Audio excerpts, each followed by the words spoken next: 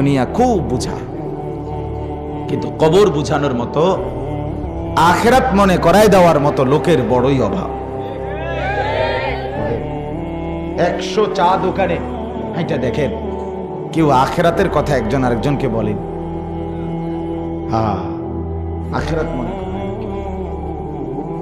বাজারের আড্ডায়, হোটেলে, কত হোটেলগুলোতে কত কথা হয়, রেস্তোরাঁয়, মার্কেটে, বিভিন্ন মেলে, দরবারে, মিটিংয়ে, বিভিন্ন খানা দানার অনুষ্ঠানে, সর্বত্রই তো মানুষ কি বলতেছে? কথা বলতেছে। এই ছেলে বিদেশ গেছিনি, টাকা ফাডায়নি, মাইয়াগুন বিয়া দিছুনি, জামাই বালা করছিনি, বিল্ডিং এর কাম ধরছো যে কদ্দুর কিতা হইল, এ কইও না ভাই মেস্তরি জ্বালা, মানে এ পাকনা আলাপ, শুধু ফালতু কথা। দুনিয়া, শুধুই দুনিয়া দুনিয়া দুনিয়া। আখিরাত কোথায়? কে কাকে বলে? তোমার স্ত্রী পর্দা করবে কোন দিন? তোমার ছেলে নামাজ পড়বে কোন দিন? বাপ, তোমার ছেলেটা যে 1 ওয়াক্ত নামাজ পড়ে না, কি হবে তার? তোমার মেয়েটা যে পর্দা করে না, তার কি হবে?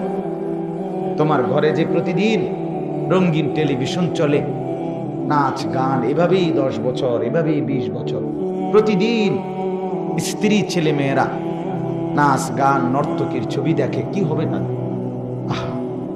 তোমার ঘরে, আপনার ঘরে আজ 6 মাস 1 বছর ধরে কেউ কোনোদিন ফজরের নামাজ পড়ে না, ছেলেও পড়ে না, মেয়েও পড়ে না, কি হবে আপনাদের? আপনাদের গন্তব্য কোথায় বাপ? আপনার ছেলের গন্তব্য কোথায়? কি সাজাইতেছেন? কি বিল্ডিং দিতেছেন? কি আস্তর করতেছেন? কেন টাইলস লাগাচ্ছেন? কার জন্য? এই জন্তু জানোয়ারের জন্য। বেনামাজি তো জানোয়ার। বেনামাজিকে মানুষ বলে না। পৃথিবীর কোরআন এবং সুন্নার আলোকে বেনামাজি, সেজদা যার কপালে নাই, তাকে মানুষ বলেন।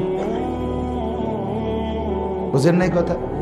আল্লাহ তাআলা কোরআনুল কারীমে নফি এবং ইস্তিসনা দিয়ে বলছেন, মানুষকে আমি বানিয়েছি শুধু ইবাদতের জন্য। অতএব যার মধ্যে ইবাদত নাই, সে কোনো কি না? মানুষ। তাকে আমি মানুষ বানাইনি।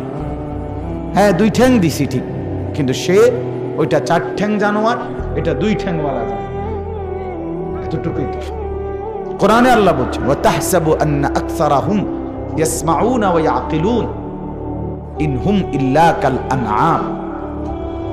আল্লাহ তাআলা বলেন, বন্ধু নবী আমার, নাফরমান মনের ইচ্ছা মতো যারা চলে, আপনার কাছে কি মনে হয়? তারা কিছু শুনে, কিছু বুঝে মনে হয়?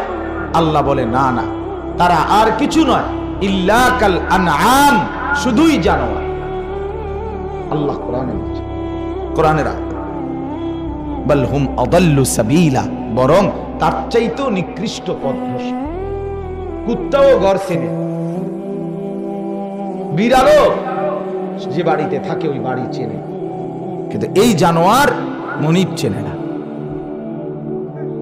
এটা আল্লাহ বলছে, বাল হুম আদাল্লু সাবিলা, বরং সে এক চাইতে নিকৃষ্ট বিপদগামী, পথভ্রষ্ট। সে কুকুরের মতো। কুকুরও গন্তব্য ছিল, কুকুর এক পরে কই যাই রাত কাটাবে এটা বোঝে, কিন্তু এই নাফরমান তার মনিব চেনে, বানানেওয়ালা চেনে। কেন আসলাম, কি করছি, কোথায় আসলাম, কোত্থেকে আসলাম, আমাকে বানাইলো কে, কেন বানাইলো, আমি আসলাম কেন পৃথিবীতে, এই এতটুকু বিবেক যার জাগে না, অনুভূতি জাগে না, এতটুকু দিমাগ যার মধ্যে নাই, সে মানুষ কিভাবে হবে? তার ভিতরে ইনসানিয়ত কিভাবে আসবে বাপ? অতএব দয়া করে, এইটা আমার প্রথম বক্তব্য, আপনি মনোযোগী হন, আন্তরিক হন, আপনার দিলে প্রশ্ন করেন, আপনার দিলের হালাত কি, অন্তরের হালাত কি, জীবন বলতে কি বুঝতেছেন? সকালবেলা ঘুম থেকে উঠলেন, রাত্রেবেলা ঘুমাইলেন, সারা দিনে 1 বেলা নাস্তা, 2 বেলা খানা খাইলেন, আর সকাল থেকে রাত 12টা পর্যন্ত কমপক্ষে 20 থেকে 30 বার বিড়ি সিগারেট খাইলেন, আর টেলিভিশনে নর্তকীর নাচ দেখলেন, কথায় কথায় গালি দিলেন, হারাম অবৈধ রোজগার করলেন, দুনিয়া নিয়ে কতক্ষণ মাতবরি করলেন। এই তো জিন্দিগি না, এরই তো নাম মুসলমান। এজন্যই তো আল্লাহ বানাইছেন আমাদেরকে, ঠিক না? এগুলো নিয়েই তো আমাদেরকে আখেরাতে গেলে আমরা চলবে তো, সারবে তো। ভাবেন আপনি, আফাহাসিবতুম আন্নামা খালাকনাকুম আবাসান ওয়া আন্নাকুম ইলাইনা লা তুরজাউন। রব্বুল আলামিন বলে, বান্দা তোমরা কি ভেবেছো আমি আল্লাহ তোমাদেরকে অনর্থক বানিয়েছি? তোমাকে কি আমি আল্লাহ এমনি এমনি বানিয়েছি? এই কি ভেবেছো? ওয়া আন্নাকুম ইলাইনা লা তুরজাউন। আল্লাহ বলেন, বান্দা এই কি ভেবেছো? তুমি কি এই মনে করছো আমি আল্লাহর কাছে তোমাকে ফিরতে হবে না? তুমি কি মনে করছো যাইতে হবে না? না, কি বলেন? ফিরতে হবে। সবাই বলেন, ছেলেরা তোমরা বলো না বাপ, শেষ পর্যন্ত কোথাও ফিরতে হবে। কার কাছে? জিন্দিগির হালাত বলো না বাপ। আজ সকাল থেকে যারা এই এশার নামাজ গেল, রাত 9টা বাজে, এখন এক ওয়াক্ত নামাজ যারা পড়ো নাই, তুমি আল্লাহর কাছে কেমনি ফিরবা বাপ? কও না বাপ, তুমি আও না, আমি তোমার জড়ায় ডেরা তোর কাঁদি। তুমি তো আর কান বানা না ফরমান, আমি কান্দি আসবো। আর কত নর্তকী দেখলে, আর কত উলঙ্গ ছবি দেখলে তোমার শখ মিটবে? আর কত বিড়ি খাইলে জিন্দিগির সুখ মিলবে? আর কতবার নাটক সিনেমায় নর্তকীর নাচ দেখলে মনের আশা পূরণ? বলো না বাপ। মুরব্বীরা বলেন, আজকে 60 বছর ধরে যে মুরব্বী, যে চাচা এখনো বিড়ি সিগারেট খান, আপনি কোন দিন ছাড়বেন এটা? মরবেন কোন দিন? বলে 30 বছর যাবৎ যিনি কথায় কথায় গালি দেন, আক করলেই গালি দেন, কথা বের করলেই গালি দেন, আপনি এই মন্দ অভ্যাস আর কোন দিন ছাড়বেন? 20 বছর যার ঘরে রঙিন টেলিভিশন চলে, নাচ গান, এই নাফরমানি আর কোন দিন বন্ধ হবে আপনার ঘর থেকে? গত 10 বছর 20 বছর যাবৎ প্রতিনিয়ত যারা দাড়ি কাটেন, বলেন এই গুনাহ, এই নাফরমানি কোন দিন ছাড়বে? কোন দিন মনে হবে এটা আল্লাহর নাফরমানি? কোন দিন মনে হবে এই কথা এটা রাসূলুল্লাহ সাল্লাল্লাহু আলাইহি সাল্লামকে কষ্ট দেওয়া?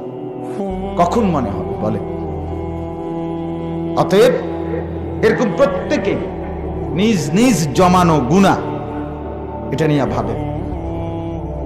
আজ 30 বছর যার ব্যবসা একই রকম মিথ্যা, ওজনে কম দেওয়া, ধোঁকা, প্রতারণা, তা আপনি বলেন আপনি আর কতদিন এইভাবে ঠকাবেন মানুষকে? সুদ খাবেন আর কতদিন? ঘুষ খাবেন আর কতদিন? কিস্তি তুলবেন আর কত বছর? আল্লাহর নাফরমানি ছাড়বেন কতদিন হইলে? আপনার প্ল্যান কি বলে? আমার কথাটা বুঝতেছেন কিনা বলে? অর্থাৎ যে যে গুনার উপরে টিকে আছেন মজবুত, নাফরমানির উপরে, আপনি এটা ছাড়বেন কখন বলে? প্ল্যান কি? একটু ভাবনা ভাবেন। কতদিন পরে বিড়িখানা ছাড়বেন? কতদিন পরে সুদ খাওয়া ছাড়বেন? আর কতদিন পরে ওজনে কম দেওয়া বন্ধ করবেন? আর কতদিন পরে মানুষকে ঠকানো বন্ধ করবেন?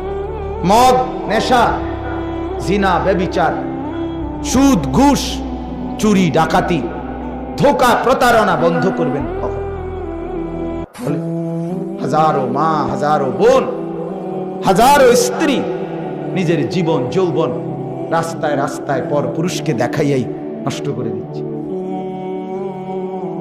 এইটার মধ্যেই সুখ খুঁজে পাচ্ছে।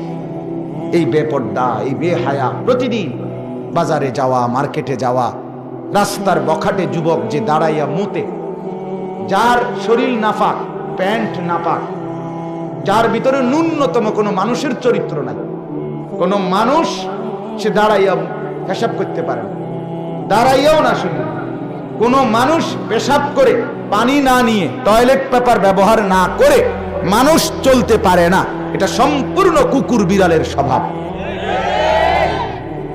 তুমি দেখো মিয়া, তোমার রাস্তার কুত্তার দিকে তুমি দেখো, তার সাথে তোমার তফাৎ দেখো। তুমি যেমন মুত্তা যারা দিয়ে আড়া দাও, ওই জানোয়ারও তো এইভাবে মুত্তা আড়া দাও।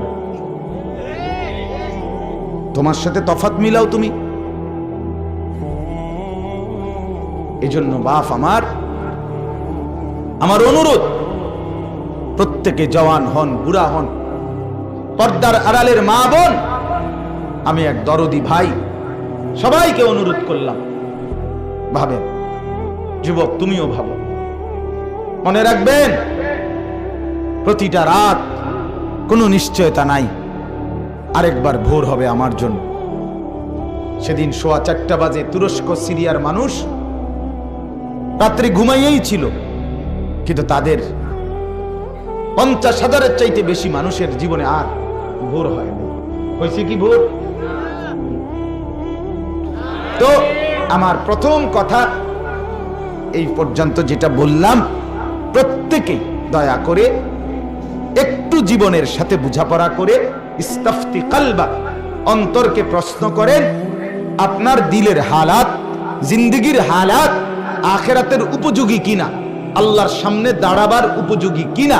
দয়া করে আল্লাহর ওয়াস্তে ভেবে এরপরে বাকি কথাগুলো শুনুন।